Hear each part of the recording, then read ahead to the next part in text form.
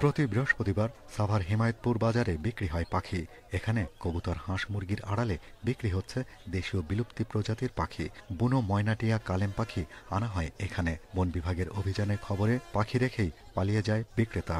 বন্যপ্রাণী অপরাধ দমন ইউনিটের পরিদর্শক জানান, বড় গাছ, জলাশয়, পাহাড়ি বন থেকে এই পাখি ধরে আনে কয়েকটি চক্র।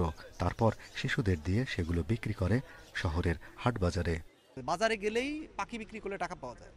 তো এই যে মেসেজটা এমন একটা পর্যায়ে গেছে, দেখা যায় আমরা অনেক জায়গায় গিয়ে দেখেছি 3-তে 1-এ 2-তে পরে বাচ্চারা তারা পাখি নিয়ে আসছে বাজারে। 2 সপ্তাহ যদি আমি অভিযান না করি, পরে আবার যায় 100 পাখি আসছে। এবং একই ব্যবসায়ী দেখা যাবে বিভিন্ন আঙ্গিককে ব্যবসা করে। সে হয়তো আজকে আসে নাই, কিন্তু তার কোনো না কোনো সঙ্গী বাজারে আসছে। মানে প্যাটার্নটা হচ্ছে নিজে বিক্রি করে না, হয়তো অন্য কাউকে দিয়ে বিক্রি করাচ্ছে। এইখানে দণ্ডনীয় অপরাধের বলতে আমরা যে বিষয়গুলো ইতিপূর্ব করেছি, যে বিভিন্ন জায়গায় মামলা দিয়েছি, পিওর মামলা করেছি, মোবাইল কোর্ট হয়েছে।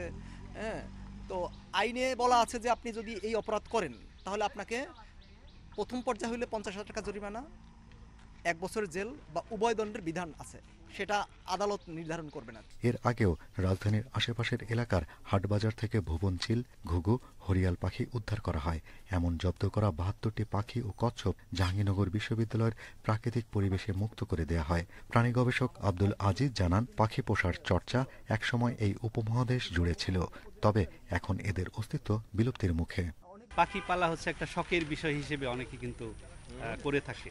ফলে আমার ওই জায়গাটাতে হাত দিতে হবে যে এটা আসলে বনের একটা প্রাণী, প্রকৃতির একটা প্রাণ। এবং আমরা বলি যে বনেরা বনে সুন্দর, শিশুরা মাতৃক্রোড়ে। মানে কি? তার মানে হচ্ছে যে প্রকৃতির কাছেই সব কিছু আসলে ছেড়ে দিতে হবে। এটা বন্দি করে রাখার মধ্যে কোনো ধরনের কিন্তু কৃতিত্ব নাই এবং মজাও নাই। আপনি যদি একটা ফুল দেখেন, এই ফুলটা আসলে ওই গাছেই কিন্তু সুন্দর। আপনি যখনই এটা ছিঁড়ে ফেলবেন, আপনি ভাববেন যে এটা বাসায় নিয়ে রাখি, খুব ভালো লাগবে, আপনি সুঘ্রাণ পাবেন।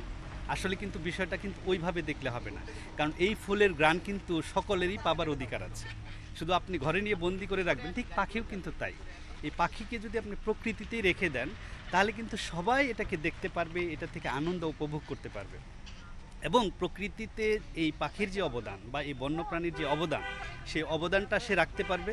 আমরা যেটাকে বলি প্রতিবেশ সেবা, সেই প্রতিবেশ সেবাটা আমরা পাবো। ফলে প্রকৃতির প্রত্যেকটা উপাদান প্রকৃতিই টিকিয়ে রাখবে এবং প্রকৃতির মধ্যেই ছেড়ে দিতে হবে। এখানে মূল যে জায়গাটা, সেটা হচ্ছে আমাদেরকে সংযত হতে হবে।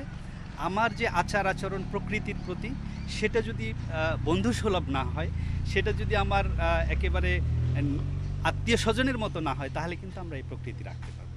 বন্যপ্রাণী সংরক্ষণ আইনে দেশীয় বন্য পাখি শিকার, পোষা, বিক্রিতে 50,000 টাকা অর্থদণ্ড বা 1 বছরের জেলের বিধান রয়েছে।